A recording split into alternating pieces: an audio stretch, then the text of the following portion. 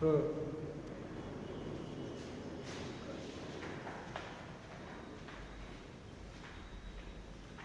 आपको मैंने trade electrician में थ्योरी के अंदर बताया था प्रतिरोध और कैपेसिटर इन सीरीज। आज का जो अपना टॉपिक है वो है प्रतिरोध रेजिस्टेंस। आज का टॉपिक क्या है? Resistance inductance and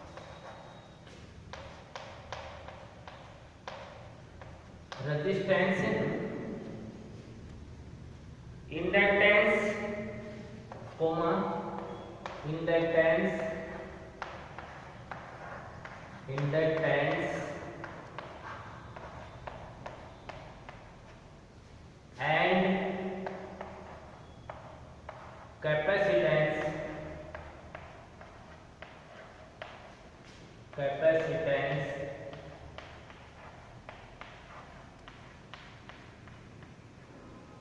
in series. Resistance, inductance and capacitance in series. AC circuit चल रहा है, AC सर्किट में in series.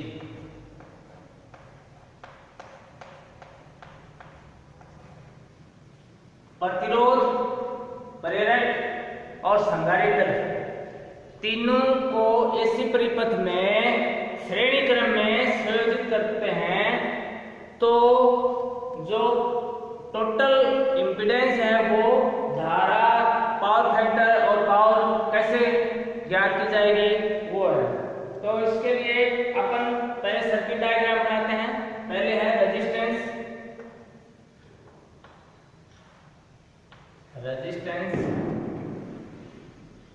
R, उसके बाद में इंडक्टेंस, कोई कुंडली है ये इंडक्टेंस,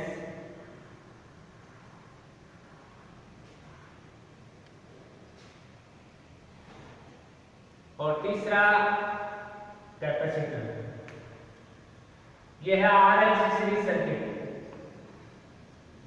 RLC सीरीज सर्किट, ये L है, ये CL।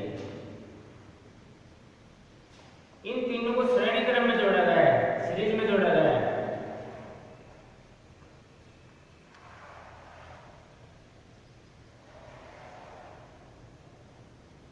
यहां V वोल्ट AC सप्लाई की गई है, V वोल्ट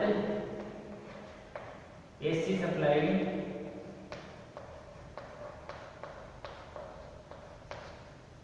50 हर्ट्ज फ्रीक्वेंसी, इसकी 50 हर्ट्ज फ्रीक्वेंसी है। और इसमें बहने वाली जो धारा है वो है I, इसमें धारा फ्लो हो रही है। प्रतिरोध के सिरों पर जो वोल्टेज ड्रॉप है वो है VR।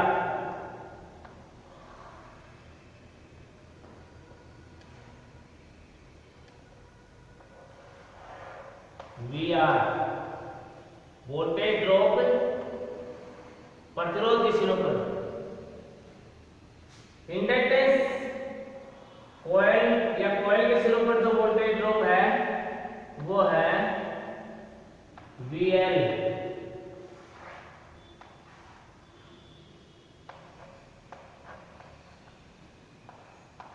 ये इसके सिरों पर हो गया, ये इसके सिरों पर हो गया। और कैपेसिटर के सिरों पर जो वोल्टेज ड्रॉप है वो है VC।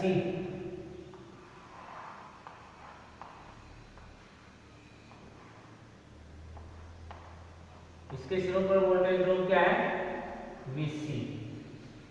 अब देखो ये तीनों प्रतिरोध, इंडक्टेंस यानी प्रेरक और संधारित्र तीनों श्रेणी क्रम में जुड़े हुए हैं। प्रतिरोध के सिरों पर वोल्टेज ड्रॉप VR है, इंडक्टेंस सिरों पर वोल्टेज ड्रॉप VL है, कैपेसिटर के सिरों पर जो वोल्टेज ड्रॉप है वो है VC। अब देखो प्रतिरोध की वजह से जो वोल्टेज ड्रॉप है वो और धारा इन फेज होंगे, क्या होंगे, दोनों इन फेज होंगे। इनके बीच में कोई एंगल नहीं होगा, कोई कोण नहीं होगा। धारा I और प्रतिरोध के सिरों पर वोल्टेज ड्रॉप VR दोनों क्या है, इन फेज है। ये दोनों क्या है, इन फेज है। अब देखो मैंने बताया था इंडक्टिव जो लोड होता है उसमें करंट लैग होती है और ये इससे 90 डिग्री लैग है। इसका जो वेक्टर डायग्राम बनेगा ये 90 डिग्री लैग है। VL से I, यहां धारा I है, यहां VL है, voltage drop in inductance, inductance के सिरों पर। इसका जो डिफरेंस बनेगा, फेज डिफरेंस जो बनेगा वो बनेगा, यहाँ करंट है I और ये है VC। क्या है, VC यानी संधारित्र के सिरों पर वोल्टेज ड्रॉप। ये 90 डिग्री करंट से लैग है, इसमें VL करंट से 90 डिग्री लीड है और ये दोनों इन फेज है। इसमें क्या है, इन फेज। अब इन तीनों को कंबाइन कर दिया जाए, तीनों को कंबाइन कर दिया जाए तो जो वेक्टर डायग्राम अपना बनेगा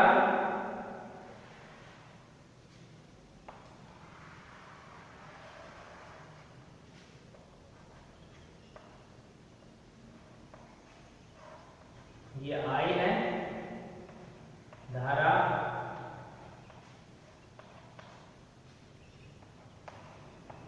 ये है VL और ये है VC।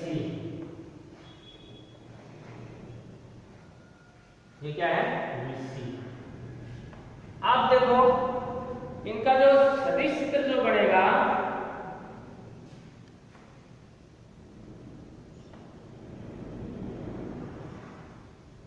ये VR है। अभी मैंने बताया था वो VR और I दोनों क्या है, इन फेज है। ये थीटा एंगल है, ये अप्लाइड वोल्टेज V है।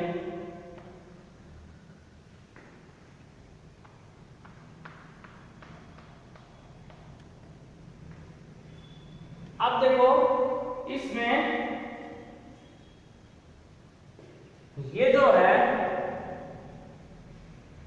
जब इंडक्टेंस के सिरों पर वोल्टेज ड्रॉप और इससे ज्यादा होगी तो ये आ जाएगा अपना VL minus VC, VL minus VC, VL minus VC यानी इंडक्टर के सिरों पर वोल्टेज ड्रॉप माइनस कैपेसिटर संधारित्र के सिरों पर वोल्टेज ड्रॉप। जब VL का मान अधिक हो और VC का मान अधिक होगा तो ये नीचे की तरफ बढ़ जाएगा और VC में से VL घटा दिया जाएगा। आप देखो इसमें चित्र में दिखाया अनुसार ये प्रतिरोध, इंडक्टर, प्रेरक और संधारित्र तीनों श्रेणी क्रम में जुड़े हुए हैं, तीनों श्रेणी क्रम में जुड़े हुए हैं। रेजिस्टेंस के सिरों पर वोल्टेज ड्रॉप VR है, इंडक्टर के सिरों पर वोल्टेज ड्रॉप VL है, कैपेसिटर के सिरों पर वोल्टेज ड्रॉप VC है। अब इस रेजिस्टेंस की वजह से जो करंट और रेजिस्टेंस के सिरों पर जो वोल्टेज ड्रॉप है उनके वो दोनों क्या होंगे, करंट और रेजिस्टेंस के सिरों पर वोल्टेज ड्रॉप ये इन फेज है, इनके बीच में कोई एंगल नहीं है और इनके बीच में 90 डिग्री एंगल है और VL करंट से धारा से लीड कर रही है, इसमें धारा लीड कर रही है VC से। अब इनको एक साथ ले लिया जाए।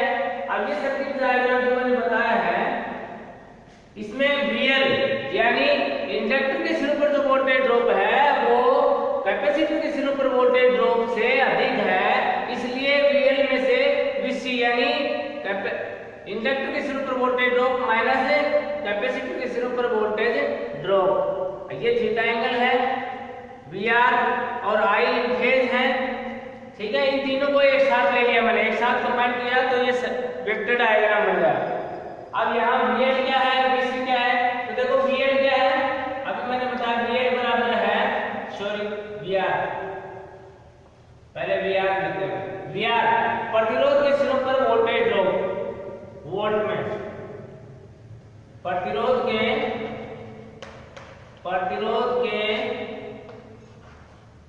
सिरों पर वोल्टेज ड्रॉप, वोल्टेज सिरों पर वोल्टेज ड्रॉप, और इसकी इकाई क्या है, वोल्ट। इसमें है ये वोल्ट में। VL क्या है, प्रेरक के सिरों पर voltage drop, VL equal to क्या है, प्रेरक के सिरों पर वोल्टेज ड्रॉप, ये भी वोल्ट में है, वोल्ट। VC क्या है, VC है संधारित्र के सिरों पर वोल्टेज ड्रॉप, संधारित्र के सिरों पर वोल्टेज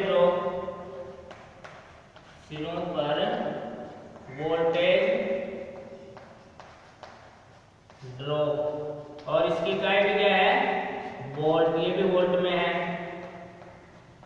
वोल्ट। V क्या है, दी जाने वाली वोल्टेज, V क्या है, दी जाने वाली अप्लाइड वोल्टेज, दी जाने वाली वोल्टेज वोल्ट में, दी जाने वाली वोल्टेज अप्लाइड वोल्टेज वोल्ट में। 50 Hz क्या है, फ्रीक्वेंसी इसकी, और सर्किट में बहने वाली धारा क्या है, I, परिपथ में बहने वाली धारा क्या है, I, परिपथ में बहने वाली धारा I है। अब देखो ये तीनों श्रेणी क्रम में जुड़े हुए हैं, तो इनमें जो धारा बहेगी वो समान बहेगी। श्रेणी क्रम में जो धारा फ्लो होगी वो प्रतिरोध में भी उतनी होगी, इंडक्टर में भी उतनी फ्लो होगी, और कैपेसिटर में भी उतनी ही फ्लो होगी। आप देखो ये अप्लाइड जो वोल्टेज है, ये अपन वेक्टर डायग्राम से इससे क्या करेंगे तो क्या आ जाएगा, अभी ये सर्किट डायग्राम समझ में आएगा सबके। देखो ये RLC सीरीज सर्किट है, RLC सीरीज सर्किट है, प्रतिरोध, प्रेरक और संधारित्र तीनों श्रेणी क्रम में जुड़े हुए हैं। प्रतिरोध के सिरों पर वोल्टेज ड्रॉप VR है, प्रेरक के सिरों पर वोल्टेज ड्रॉप VL है, संधारित्र के सिरों पर वोल्टेज ड्रॉप VC है, और इनका जो अपन फेज डिफरेंस देखते हैं तो प्रतिरोध की वजह से जो वोल्टेज ड्रॉप और धारा है वो दोनों इन फेज हैं। इनमें करंट से और VL है वो लीड कर रही है 90 डिग्री। कैपेसिटर संधारित्र में क्या होता है, करंट वोल्टेज से लीड कर रही है। इन तीनों को यदि कंबाइन कर दिया जाए तो अपना वेक्टर डायग्राम ये आता है। यानी ये जो सर्किट डायग्राम मैंने बनाया है इसमें VL का मान VC से अधिक है। इस स्थिति में ये सर्किट डायग्राम यहाँ बनेगा। यदि VC अधिक होगा तो ये सर्किट डायग्राम नीचे बढ़ जाएगा और VC में से VL घट जाएगा। यानी ये पूरा सर्किट डायग्राम ऐसे बन जाएगा यूं। यदि VC अधिक है, VC अधिक होगा तो ये सर्किट डायग्राम अपना ये हो जाएगा,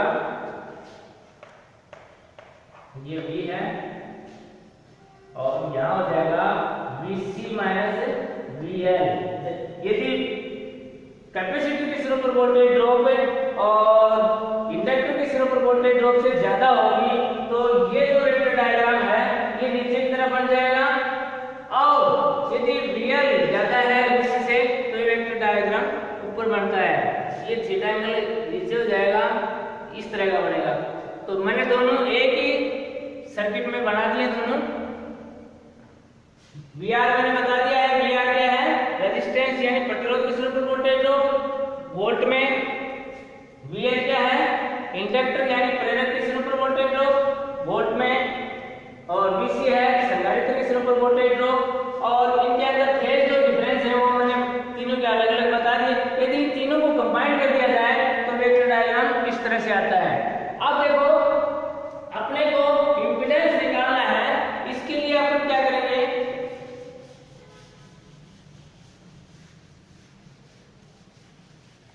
अप्लाइड जो वोल्टेज है V वो किसके बराबर हो जाएगी, इस वेक्टर डायग्राम में अप्लाइड वोल्टेज है, ये हो जाएगी VR plus VL minus VC इसका स्क्वायर। तो अप्लाइड वोल्टेज दी जाने वाले वोल्टेज V बराबर क्या हो जाएगा, V बराबर हो जाएगा VR ये VR है रेजिस्टेंस के सिरे पर वोल्टेज ड्रॉप, इसका स्क्वायर हो जाएगा प्लस, आप देखो ये इसका अंतर है क्योंकि VL ज्यादा है VC से, तो ये हो जाएगा VL माइनस VC इसका होल स्क्वायर हो जाएगा। और ये वेक्टर डायग्राम से अप्लाइड वोल्टेज हो जाएगी। ठीक है, अब देखो VR बराबर ओम के नियम में VR बराबर क्या होता है, IR, क्या होता है IR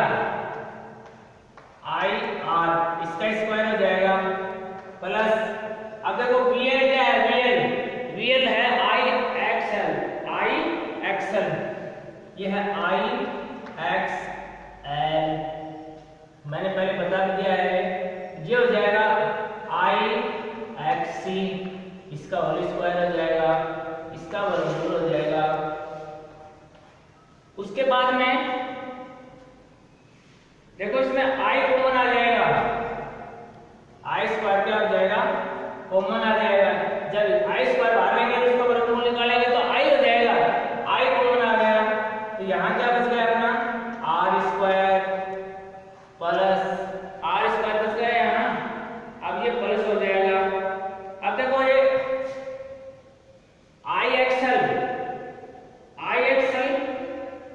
I कॉमन आ गया इसमें से, तो यहाँ क्या बच गया अपना XL माइनस XC और इसका whole square.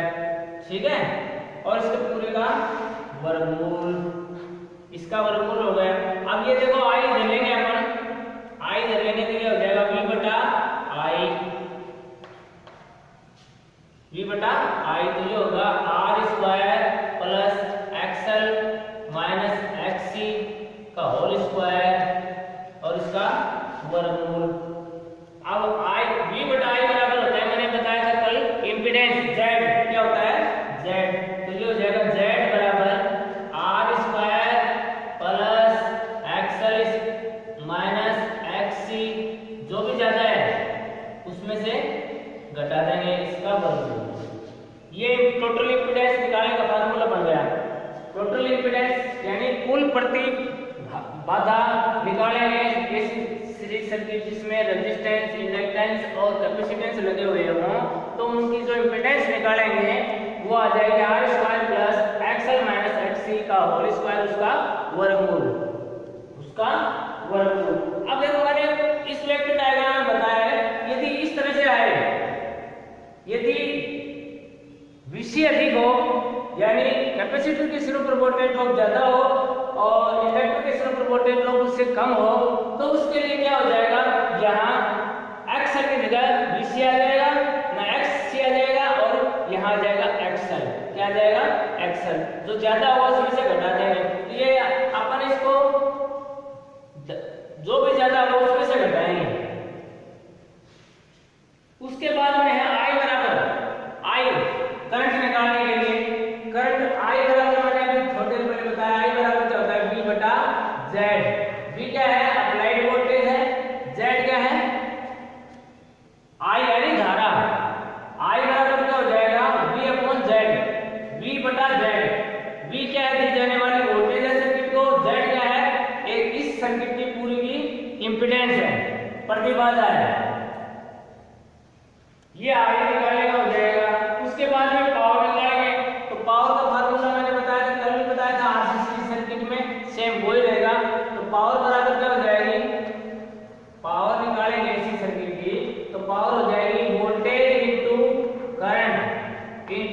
Power factor cos theta into power factor शक्ति गुणांक। आरएलसी सीरीज सर्किट की टोटल पावर निकालेंगे अपन, तो फार्मूला है V इंटू I, वोल्टेज गुणा करंट गुणा शक्ति गुणांक। ठीक है, उसके बाद में पावर फैक्टर यानी cos थीटा निकालेंगे। cos थीटा निकालना हो तो cos थीटा बराबर क्या हो जाएगा, पावर फैक्टर बराबर क्या हो जाएगा, R अपॉन Z। R क्या है, प्रतिरोध, Z क्या है, इम्पीडेंस। तो अपन देखो इस परिपथ में कुल प्रतिबाधा निकाल सकते हैं यानी इम्पीडेंस निकाल सकते हैं। इम्पीडेंस कैसे निकाला जाता है इसके लिए मैंने फार्मूला बता दिया है। इस वेक्टर डायग्राम से आया है ये फार्मूला, ये जो वेक्टर डायग्राम है ऊपर वाला, इससे, क्योंकि इसमें जो इंडक्टर के सिरे पर वोल्टेज ड्रॉप है वो कैपेसिटर के सिरे पर वोल्टेज ड्रॉप से अधिक है। इस स्थिति में यह आ जाएगा, यदि Vc ज्यादा है VL से तो ये यहाँ हो जाएगा अपना, यहाँ हो जाएगा XC माइनस XL, L ये घट जाएगा, ये Vc है। ठीक है, यहाँ भी वो आ जाएगा Vc माइनस VL। ठीक है, और ये इधर आ जाएगा, ये आगे चला जाएगा, तो जिस जो ज्यादा होगा उसमें से कम घट जाएगा। और ये जो वेक्टर डायग्राम आएगा, यदि Vc ज्यादा है तो नीचे वाला सर्किट कैसा बनेगा, नीचे वाला ये ट्रायंगल बनेगा, वेक्टर डायग्राम बनेगा। और VL ज्यादा है तो ये ऊपर वाला बनेगा। दोनों मैंने एक में ही बना दिए हैं। अब देखो, अभी जो मैंने बताया है प्रतिरोध, प्रेरक, संधारित्र, तीनों एसी सीरीज सर्किट में, तीनों एसी परिपथ में सीरीज में जुड़े हुए हैं, तो इनके ऊपर सिरों पर, इसके सिरों पर वोल्टेज ड्रॉप है वो मैंने बताई है VR है।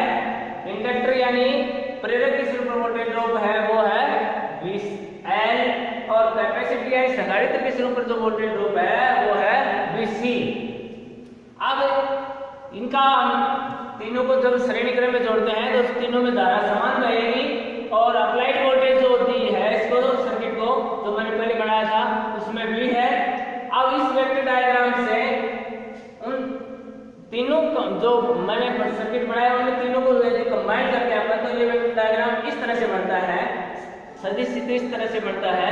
और इसमें आपने अप्लाइड वोल्टेज ज्ञात करनी है, तो अप्लाइड वोल्टेज है वो क्या हो जाएगी, देखो ये अप्लाइड वोल्टेज V है, ये अप्लाइड वोल्टेज क्या है V, और ये है क्या VR, ये VR है।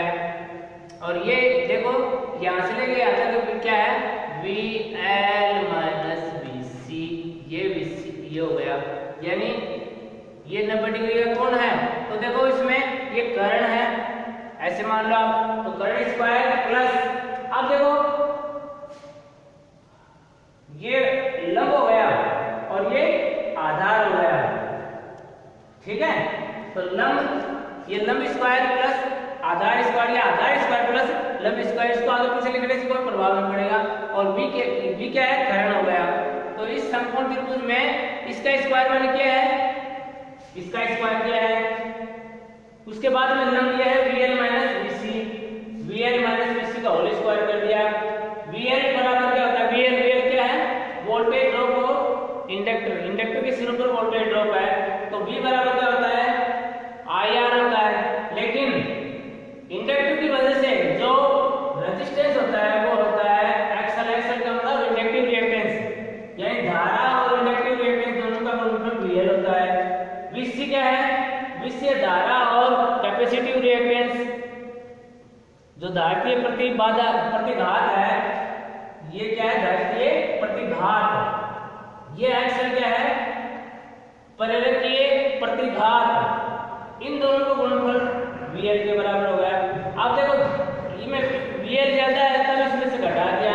अब देखो क्या क्या है, ये तीनों के मान रख दिए। अब इनमें I स्क्वायर कॉमन आ गया, इसको बाहर लिया तो इसका वर्गमूल I हो गया, और इस तरह से Z निकाल दिया, I निकाल लिया। अब हमने ये एम्पियर में आएगा, इसकी इकाई क्या होती है, एम्पियर, धारा की इकाई एम्पियर होती है। पावर, पावर किसमें आएगी, वाट में, वाट, V/I cos थीटा वाट। पावर फैक्टर की कोई इकाई नहीं होती है, ये R बटा Z होता है। इस तरह से ये रेजिस्टेंस, इंडक्टेंस और कैपेसिटेंस तीनों श्रेणी क्रम में जुड़े हुए हैं। इस ये वेक्टर डायग्राम बनेगा। VL अधिक होगा VC से तो ये वेक्टर डायग्राम थोड़ा बड़ा बनेगा, और यदि VC VL से अधिक है तो ये वेक्टर डायग्राम इस तरह से बनेगा। इस पर आधारित हम न्यूमेरिकल करेंगे, तीनों चीजें निकालेंगे। अब याद हो अब इसके ऊपर आधारित एक न्यूमेरिकल मैं बताता हूं।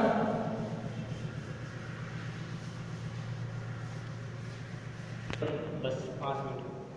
हाँ, तो अभी इसके बाद में इस पर आधारित है न्यूमेरिकल। अब न्यूमेरिकल क्या है? एक प्रतिरोध है,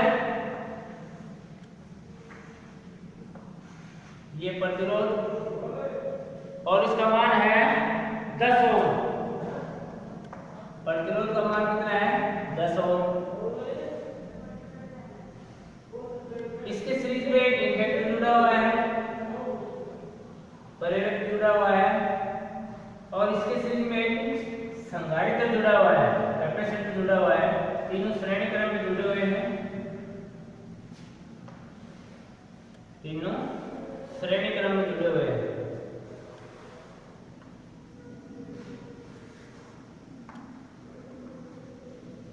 अब जो ये इंडक्टर है L, ये है 0.14 हेनरी। इसकी इंडक्टेंस कितनी है? प्रेरक तो कितना है? 0.14 हेनरी। H का मतलब क्या है? हेनरी। और कैपेसिटर है वो 250 माइक्रोफैरड का है, 250 माइक्रोफैरड। ये जो कैपेसिटर है इसकी जो धारिता है वो कितनी है? 250 माइक्रोफैरड।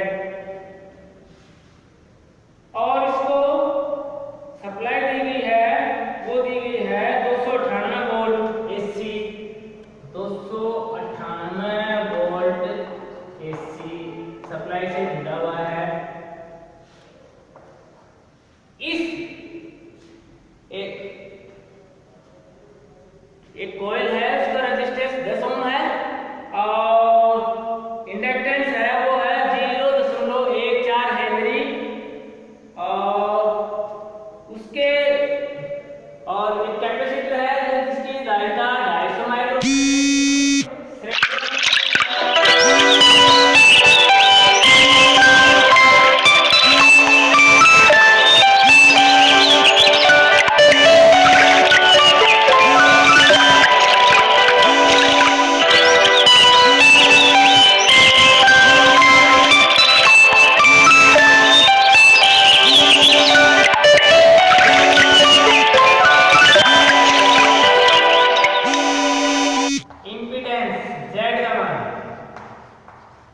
इंपीडेंस Z ज्ञात करना है। इस परिपथ का इंपीडेंस ज्ञात करना है। 2 नंबर तो ज्ञात करनी है, परिपथ की धारा ज्ञात करनी है। परिपथ की धारा यानी परिपथ में बहने वाली धारा, करंट ज्ञात करनी है। I ज्ञात करना है। नंबर 3 पावर फैक्टर ज्ञात करना है। शक्ति गुणांक ज्ञात करना है। शक्ति गुणांक cos थीटा का मान ज्ञात करना है। इस परिपथ का इंपीडेंस निकालना है, परिपथ में बहने वाली धारा निकालनी है, I का मान निकालना है, और शक्ति गुणांक यानी पावर फैक्टर का मान ज्ञात करना है, और पावर ज्ञात करनी है, और सर्किट की पावर शक्ति ज्ञात करनी है। शक्ति ज्ञात करनी है। पावर कितनी पावर का इस सर्किट ले रहा है। तो देखो सबसे पहले अपन क्या निकालेंगे? सबसे पहले अपने पास क्या क्या दिया हुआ है वो लिखेंगे। तो अपने पास देखो R दिया हुआ है। R कितना है? प्रतिरोध कितना है? 10 ओम। उसके बाद में अपने को देखो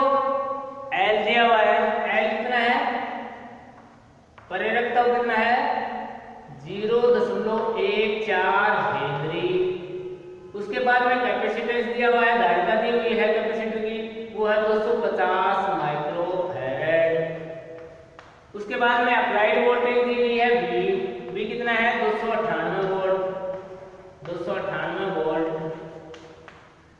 ठीक है, फ्रीक्वेंसी अपने को पता है, फ्रीक्वेंसी कितनी है 50 हर्ट्ज, 50 हर्ट्ज। ठीक है, अब अपन को सबसे पहले अपन निकालेंगे एक्सल। क्या निकालेंगे? एक्सल। क्या निकालेंगे? एक्सल निकालेंगे। क्या निकालेंगे? एक्सल। एक्सल के बाद में निकालेंगे एक्सी। तो इस परिपथ में देखो ये चीजें, क्योंकि जेड निकालने के लिए जो जेड का फार्मूला में थोड़ी देर पहले मैंने लिखा था आरएलसी सर्किट के लिए, वो था R square plus XL minus XC का होल स्क्वायर और उसका वर्गमूल। ठीक है, अब ये तो अब निकाला लिया हमने, एक्सएल अधिक आएगा एक्सी आएगा, तो जो ज्यादा हो उसमें से घटाएंगे वो।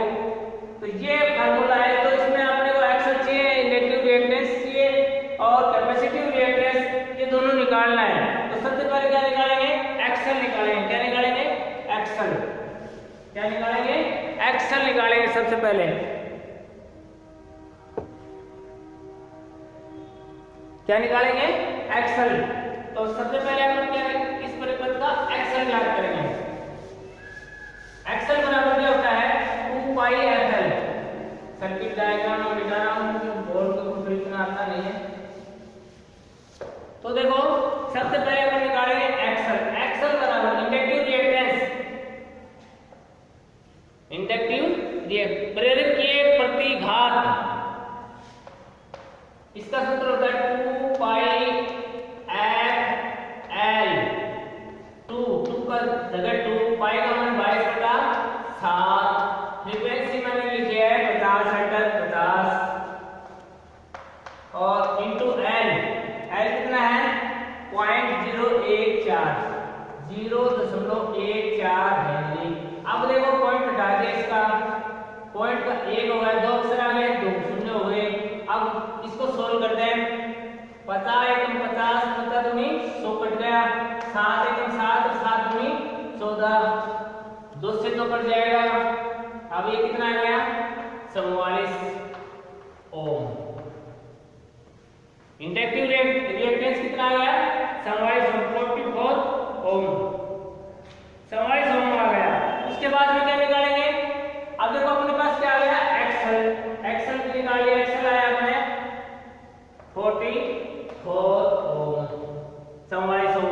ठीक है, इस सूत्र से एक्सल बराबर क्या होता है 2 पाई एफ एल। 2 की जगह 2 लिख दिया, पाई का मान 22/7, एफ फ्रीक्वेंसी है 50, एल इंडक्टेंस है, प्रेरकत्व है हेनरी में 0.14। अब ये पॉइंट हटाएंगे तो बटा 100 गया। ठीक है, अब इसको सोल्व कर दिया। 50 दूनी 100, 7 से कट गया 7 एकम 7, 7 दूनी 14 और 2 से 2 कट गया। अब बचा क्या 22 और 2 गुना, तो 22 दूनी 44, 44 आ गया, 44 ओम आ गया, एक्सल आ गया। अब क्या निकालेंगे एक्सी। क्या निकालेंगे एक्सी। एक्सी बराबर क्या होता है, कल मैंने बताया था, एक्सी बराबर होता है एक्सी। एक्सी क्या है धार, ये धारकीय प्रतिबाधा कैपेसिटिव रिएक्टेंस है। क्या है कैपेसिटिव रिएक्टेंस। एक्सल एक्सी बराबर होता है 1/2 पाई एफ सी, 1/2 पाई एफ सी। अब देखो ये कैपेसिटेंस जो दी हुई है ये माइक्रोफैराड में है, और मैंने कल बताया था माइक्रोफैराड को फैराड में बदलेंगे तो 10 की घात 6 का भाग लगेगा। किसका भाग लगेगा 10 की घात 6 का भाग लगेगा। ये हो जाएगा 1/2 की जगह 2, पाई का मान 22/7, 7 ऊपर चला जाएगा, इंटू फ्रीक्वेंसी 50 इंटू कैपेसिटेंस क्या है 250, 250 माइक्रोफैराड। इसको फैराड में बदलेंगे 10 की घात 6 का भाग लगेगा, तो नीचे 10 की घात 6 का मतलब है ऊपर चला जाएगा, ये यहाँ चला जाएगा 1 2 3 4 5 6। ठीक है, अब ये देखो इसका मान आ जाएगा, सोल्व करेंगे इसको तो इसका मान जो आएगा वो आता है 12.727। 12.727 ओम। निकाल के देख लेना, सोल्व करके देख लेना।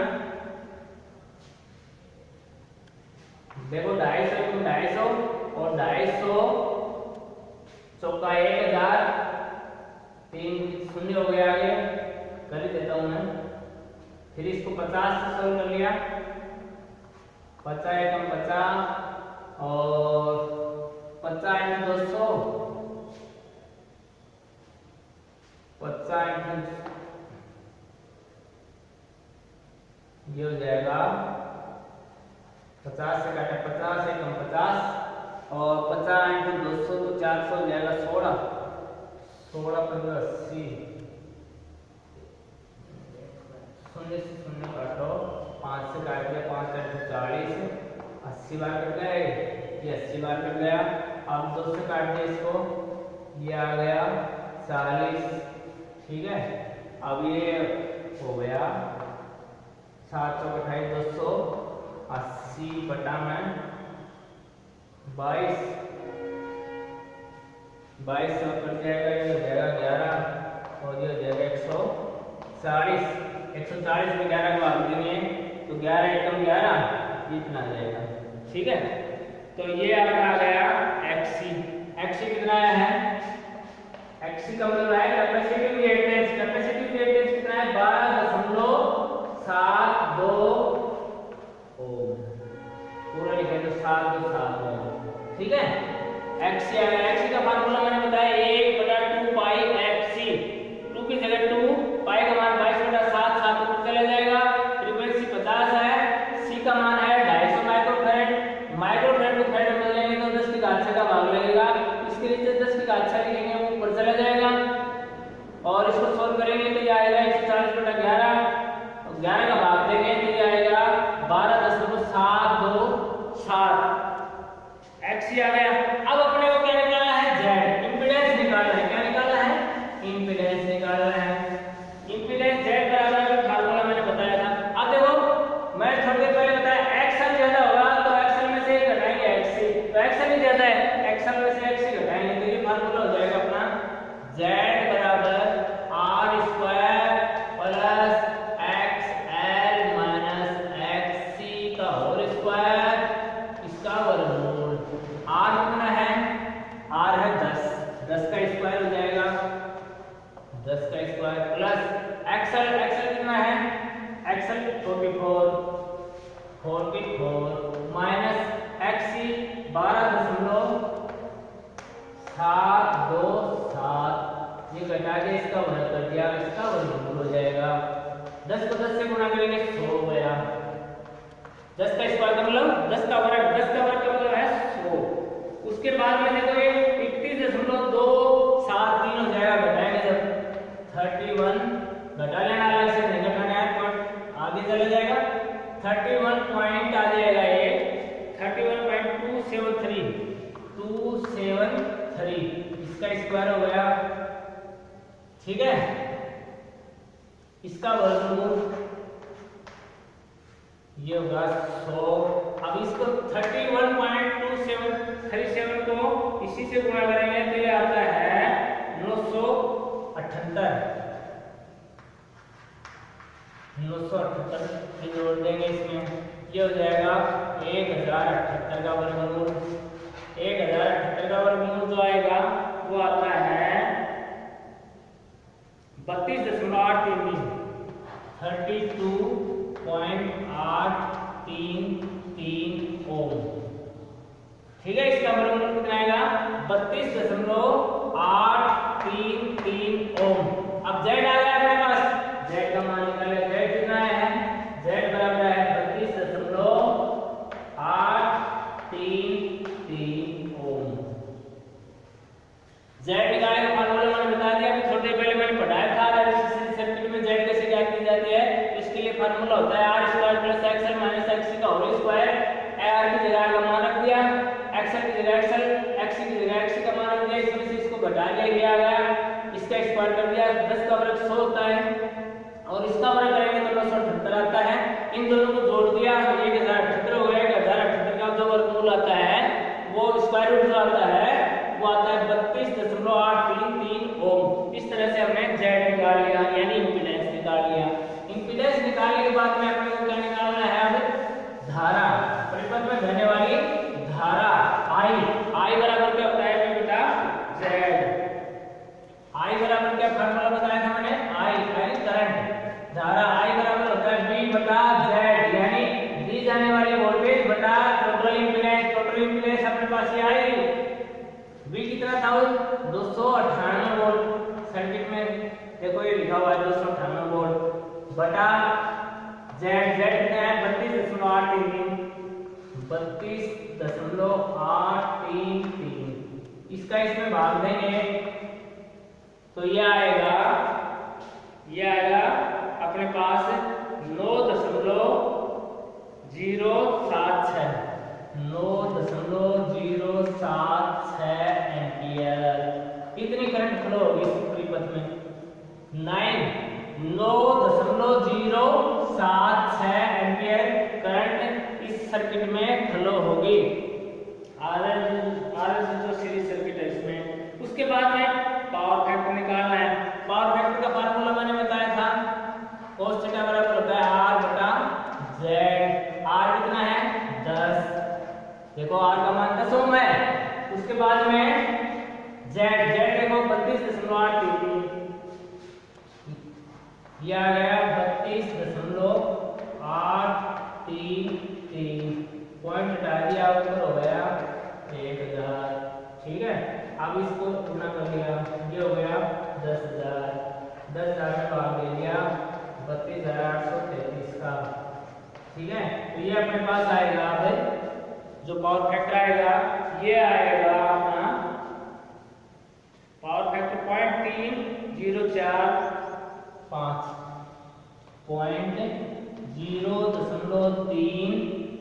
0.3045